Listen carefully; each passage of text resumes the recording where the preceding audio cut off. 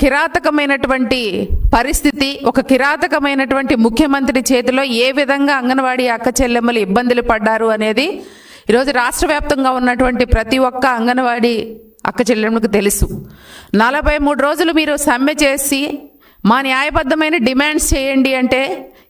ఆ రోజు ఏం చేశారు జగన్మోహన్ రెడ్డి గారు? మిమ్మల్ని బలవంతంగా పోలీసులతో లాగిచ్చేసి బూటుకాళ్లతో తన్నిచ్చి కొట్టించినటువంటి పరిస్థితి.